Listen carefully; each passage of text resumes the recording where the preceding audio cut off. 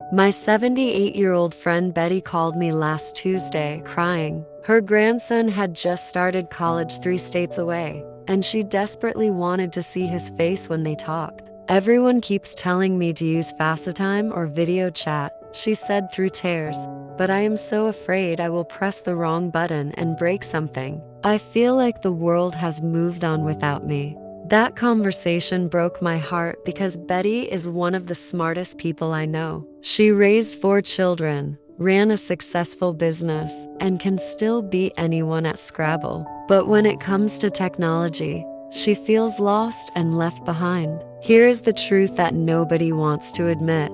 Technology was not designed with seniors in mind. The buttons are too small, the instructions are confusing, and everything changes faster than we can learn it. But staying connected with family and friends is more important now than ever, especially as we get older and our social circles naturally become smaller. The good news is that you do not need to become a tech expert to use technology effectively.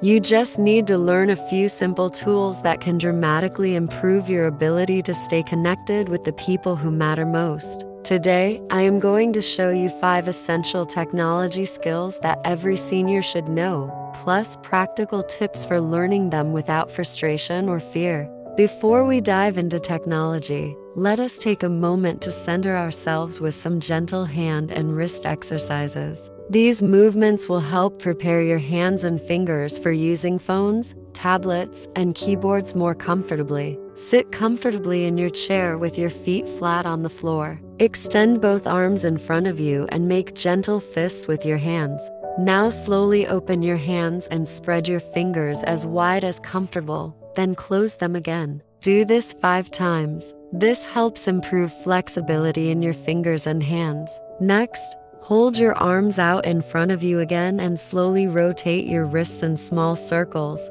5 times in each direction. This helps prevent stiffness that can make using touch screens and keyboards uncomfortable. Now, place your hands, palms down, on your thighs, and take 3 slow, deep breaths. Breathe in through your nose, filling your belly, then exhale slowly through your mouth. This helps calm any anxiety you might feel about learning new technology. While your mind is calm and your hands are relaxed, I want you to think of 3 things you are grateful for in terms of connection and communication. Maybe you are grateful for a phone call you received this week, a letter from an old friend, or simply the ability to hear the voices of people you love. If you have a notebook nearby, write these down. If not, just hold them in your heart. My 3 things today are: the technology that allows me to share this information with you, the patience of family members who help seniors learn new skills, and the fact that staying connected is easier now than ever before, once you know how. Remember, learning technology is like learning any new skill. It takes patience and practice, but every small step forward is worth celebrating. You do not need to be perfect. You just need to be persistent. Let me share the 5 most important technology skills that will transform your ability to stay connected, starting with the most essential and building up to more advanced options. Skill number 1: making and receiving video calls. This is the most important skill because it allows you to see family members and friends, not just hear their voices. Whether you use FaceTime on an iPhone, WhatsApp, or Facebook Messenger, the basic concept is the same.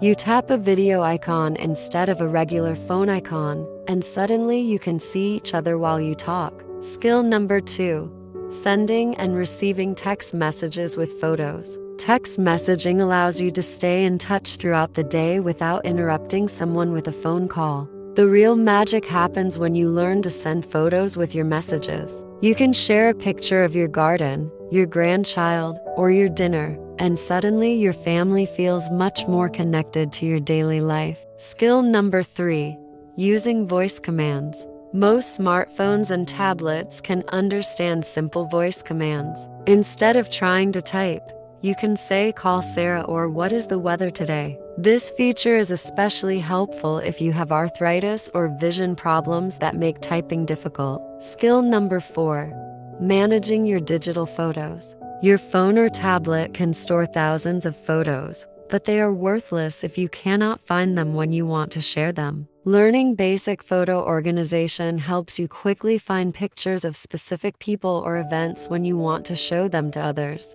Skill number 5.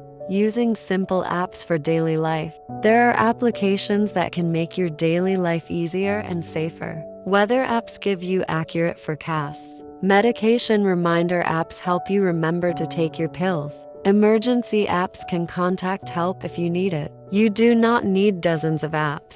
Just 3 or 4 useful ones can make a big difference. The key to mastering these skills is to learn them one at a time, practice regularly, and not worry about making mistakes. Every expert was once a beginner, and every senior who successfully uses technology started exactly where you are now.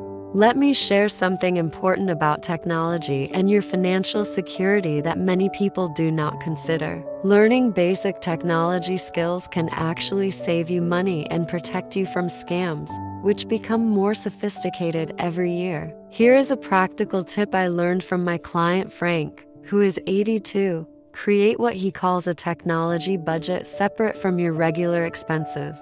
Frank sets aside $50 every month specifically for technology-related costs. This might include paying someone to help him learn a new skill, upgrading his internet service for better video calls, or buying a larger phone that is easier to see and use. Frank learned this lesson when his old phone stopped working and he had to buy a new one quickly. He ended up with a complicated smartphone that frustrated him daily because he chose based on price alone, not on what would be easiest for him to use. Now he researches senior-friendly options and budgets for the features that matter most to him. Your technology budget should cover things like getting help with setup and learning, choosing devices designed for seniors, paying for reliable internet service, and investing in accessories that make technology easier to use, such as larger keyboards or stylus pens for tablets. The money you spend learning technology often pays for itself quickly. Frank now does his banking online, which saves him trips to the bank and helps him monitor his accounts for suspicious activity. He orders groceries online when the weather is bad, which is safer than driving in storms. He video calls his doctor for routine checkups, saving time and transportation costs. More importantly, understanding basic technology helps protect you from scams. When you know how legitimate emails and messages should look, you are less likely to fall for fake ones asking for personal information or money. If you have not talked to your family about your technology budget, consider having that conversation. Many adult children are happy to help with technology costs because they know it helps keep you safer and more connected. Some insurance plans even cover certain types of medical alert devices or telehealth services. The goal is not to become a technology expert. The goal is to use technology to maintain your independence, safety, and connections with people you love. Since we are going to be practicing with technology today, let us do some exercises that will help you use devices more comfortably and prevent strain from looking at screens. Before we begin, please listen to your body. If any movement causes pain, stop immediately. If you have any health conditions affecting your hands, wrists, or neck, check with your doctor before doing these exercises. Exercise 1. Neck rolls for screen viewing. Sit tall in your chair and slowly drop your chin toward your chest. Gently roll your head to the right, then back to center, then to the left, and back to center. Do this 3 times in each direction. This helps prevent neck strain from looking down at phones or tablets. Exercise 2. Finger stretches for typing and tapping. Hold your right hand in front of you, palm facing away. Use your left hand to gently pull your right fingers back toward your body until you feel a gentle stretch in your forearm. Hold for 10 seconds, then switch hands. This helps prevent stiffness from typing or tapping on screens. Exercise 3. Shoulder blade squeezes for posture. Sit tall and squeeze your shoulder blades together as if you are trying to hold a pencil between them. Hold for 5 seconds, then relax. Do this 5 times. This helps counteract the forward head posture that often develops from looking at screens. Exercise 4. Eye exercises for screen fatigue. Look straight ahead, then slowly look up as far as comfortable, then down, then left, then right. Do this sequence 3 times. Then focus on something far away for 10 seconds, then something close for 10 seconds. This helps reduce eye strain from screen use. Exercise 5. Wrist circles for flexibility. Extend your arms in front of you and make slow circles with your wrists, 5 times in each direction. This helps maintain the wrist flexibility you need for comfortable typing and device use.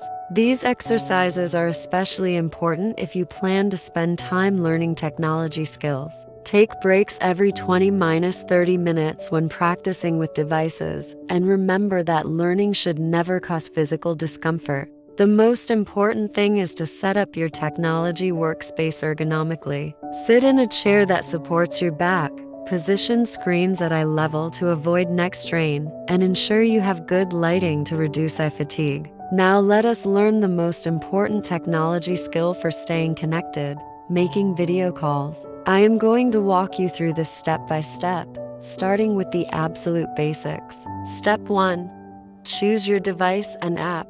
If you have an iPhone or iPad, FaceTime is already installed and ready to use. If you have an Android phone or tablet, WhatsApp or Facebook Messenger work well for video calls. For computers, Skype is a reliable option. Start with whichever device you feel most comfortable using. Step 2. Test your camera and microphone before making your first call. Practice opening the video app and looking at yourself on the screen. This is called a selfie view, and it shows you what others will see during the call. Make sure you can see your face clearly and that you are not too close or too far from the camera. Step 3.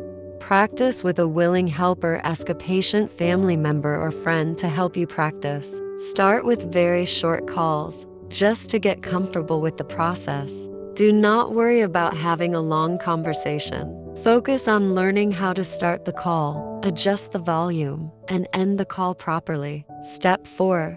Create a comfortable setup. Find a quiet spot with good lighting, preferably with a window in front of you so your face is well lit. Sit in a comfortable chair and position your device so the camera is at eye level. This prevents the unflattering up the nose angle that happens when you hold the device too low. Step 5. Learn the basic controls. Every video calling app has a few essential buttons: mute to turn your microphone on and off, camera to turn your video on and off, and end call to hang up. These are usually represented by simple icons at the bottom of the screen. Ask someone to show you where these buttons are on your specific device. Remember, the person you are calling wants to see you and talk with you. They are not judging your technology skills or looking for perfection. They just want to connect with you. Start with short calls and gradually build your confidence. Once you master basic video calling, you can explore features like screen sharing or group calls, but those are not necessary for meaningful connection. The most important thing is to practice regularly. The more you use video calling, the more natural it becomes. Soon you will wonder how you ever managed to stay close to family and friends without being able to see their faces. Learning technology is not just about staying current with modern trends. It is about preserving and sharing the most important thing you have to offer: your life experiences and wisdom. I want you to think about a story from your life that your family loves to hear you tell. Maybe it is about how you met your spouse, or a funny thing that happened when your children were young, or a lesson you learned during a difficult time. Here is what I want you to consider. What if you could record that story and send it to your grandchildren or great-grandchildren? What if they could watch you telling it whenever they miss you or need to hear your voice? Modern technology makes this easier than ever before. Most phones and tablets can record video messages with just the touch of a button. You can record a short story, send it to family members, and they can watch it over and over again. This is not about creating professional videos.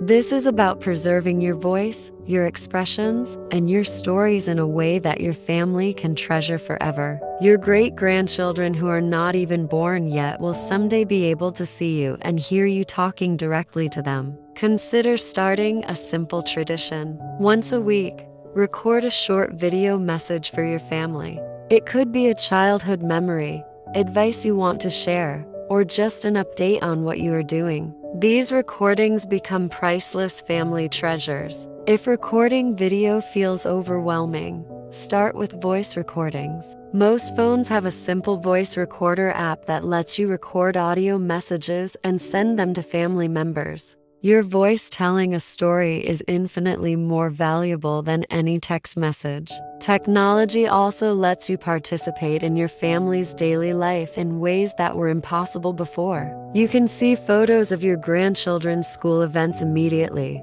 watch them take their first steps via video call, or be part of birthday celebrations even when you cannot travel. The key is to remember that technology is just a tool. The real value comes from the connections, stories, and love that you share through that tool. Every video call, every photo you send, every voice message you record is a gift to your family that they will treasure long after you are gone. Here is your simple challenge for tonight, and it will help you take your first concrete step toward better technology connection. Tonight, before you go to bed, I want you to choose one person you love and one method of technological communication you want to try. It could be sending your first text message, making your first video call, or even just figuring out how to send a photo from your phone. Then, reach out to that person and ask them to help you practice this one skill tomorrow. Do not try to learn everything at once.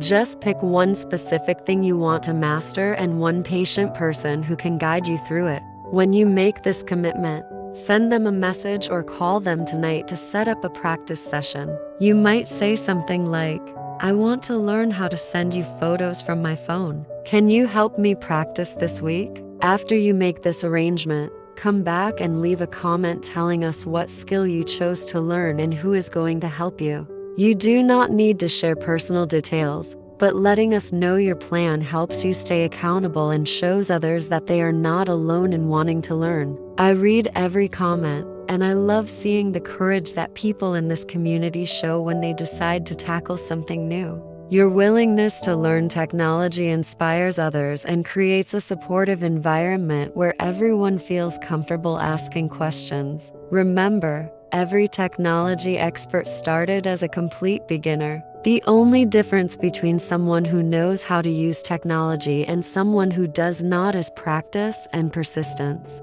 You have both of those qualities, or you would not be watching this video. Let me recap the most important points from today's technology discussion. First, you do not need to become a technology expert to benefit from modern tools. Learning just a few basic skills like video calling, text messaging, and photo sharing can dramatically improve your ability to stay connected with family and friends. Second, learning technology is an investment in your independence and safety. When you understand basic digital tools, you can access services, stay connected with healthcare providers, and protect yourself from scams more effectively. Third, technology gives you new ways to share your wisdom and experiences with future generations. Recording stories, sending photos, and participating in family events via video call creates lasting memories that your family will treasure. Finally, everyone learns technology at their own pace, and that is perfectly okay. Start with one skill, practice regularly, and do not be afraid to ask for help. The people who care about you want to help you stay connected. If this information was helpful to you, please give this video a thumbs up and consider subscribing to our channel. We are building a community where seniors can learn and support each other without feeling judged or left behind. Share this video with someone who might benefit from encouragement about learning technology. Sometimes knowing that others face the same challenges makes it easier to take that first step. Remember, technology should serve you, not intimidate you. When you approach it with patience and curiosity instead of fear, you discover that it can enrich your relationships and enhance your independence in wonderful ways. You have spent a lifetime learning new skills and adapting to changes. Learning technology is just another skill, and you are absolutely capable of mastering the parts that matter most to you. Stay curious, stay connected, and never let anyone make you feel that you are too old to learn something new.